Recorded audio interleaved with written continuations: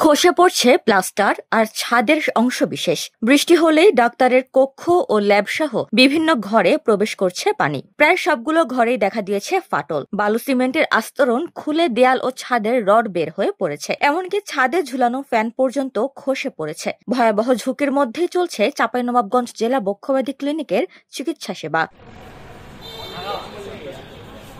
স্বাধীনতার আগে নির্মিত জরাজীর্ণ, ভঙ্গুর ও ঝুঁকিপূর্ণ ভবন দিয়েই চলছে চাঁপাইনবাবগঞ্জ জেলা বক্ষব্যাধি ক্লিনিকের চিকিৎসা সেবা।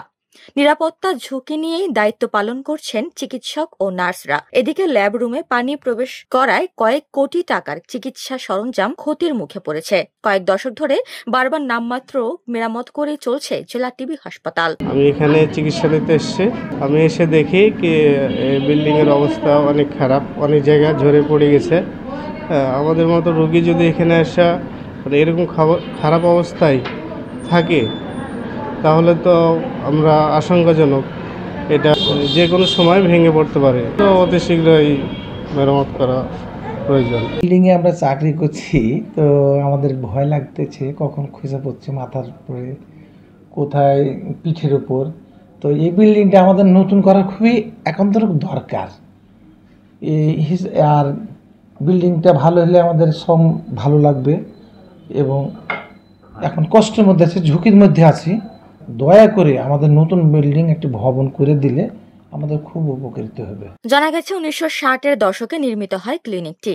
এরপর কয়েক দফায় সংস্কার করা হলেও বর্তমানে ভবনটি একেবারেই জরাজীর্ণ হয়ে পড়েছে। বহু বছর ধরেই ছাদ ও দেয়ালের ফাটল এবং খসে পড়া ছাদের নিচে চলছে সেবা কার্যক্রম। রোগী ও স্বজনরা জানান, দীর্ঘদিনের এই ভগ্নদশা কাটিয়ে নতুন ভবন নির্মাণের উদ্যোগ এখনো নেওয়া হয়নি। চিকিৎসা নিতে এসে সর্বক্ষণ আতঙ্কে থাকতে হচ্ছে তাদের। এখানে সবাই আমাদের সেবা নিতে আসে। পুরো জেলার ভিতরে 1960 সালে এটি অবস্থিত। অনেক পুরনো হয়ে যাওয়ায় এখানে সেবা নিতে এসে রোগীদের অনেক ঝামেলায় পড়তে হয় এবং এখানে সেবা নিতে এসে অনেকেই ঝুঁকিতে পড়তে পারে, কারণ বিল্ডিংটা অনেক পুরনো হয়ে গেছে। আমরা চাই যে এটিকে সংস্কার করা হোক। সংস্কার করলে এখানে অনেক নতুন নতুন চিকিৎসার জন্য সবাই আসতে পারবে এবং সুন্দরভাবে চিকিৎসা নিতে পারবে। আপনাদের কাছে অনুরোধ, এটির সংস্কারের কাজটা শুরু করতে পারেন। আসলে বিল্ডিংটা ঝুঁকিপূর্ণ।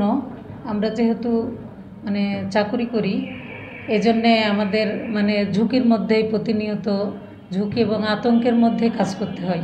এই বিল্ডিংটা সংস্কার হোক অথবা নতুন করে নির্মাণ হোক যাতে আমরা নিরাপদভাবে এবং নির্ভয়ে কাজ করতে পারি, এটাই হচ্ছে আমাদের প্রত্যাশা। ভবনটি আর মেরামত করে চালানো সম্ভব নয় বলে জানিয়েছে স্বাস্থ্য প্রকৌশল অধিদপ্তর। জি, আসলে বিল্ডিংটা অনেক পুরনো। এটা অতীতে রেগুলার ইন্টারভালে রিপেয়ারিং কাজ করা হলো। বর্তমানে যে অবস্থা আছে, রিপেয়ারিং করে লং টাইম সাস্টেন করা যাবে না।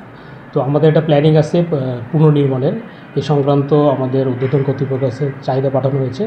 অতি শীঘ্র এগুলো নিয়ে ডিপিপি তৈরি হবে, তখন এটা পুনর্নির্মাণের জন্য আসবে। নতুন ভবন নির্মাণের জন্য চাহিদাপত্র পাঠানো হয়েছে বলে দাবি করছেন সিভিল সার্জন। এইচইডিকে জানিস ব্যাপারটা, এইচইডি মেরামত করবে এবং ভবনটা দীর্ঘদিন পুরনো ভবন। একটা যে একটা পরিকল্পনা আছে যে এই ভবনটা নতুনভাবে একটা ঘুরে তোলা। আর আপাতত মেরামত করে যে ঝুঁকি আছে, ঝুঁকিটা যতটুকু মিনিমাইজ করা যায়। চাঁপাইনবাবগঞ্জ জেলা বক্ষব্যাধি ক্লিনিকে বর্তমানে 2 জন চিকিৎসক সহ মোট 12 জন স্টাফ কর্মরত রয়েছেন। প্রতিদিন গড়ে 40 থেকে 45 জন রোগী এই ক্লিনিকে চিকিৎসা নিতে আসেন।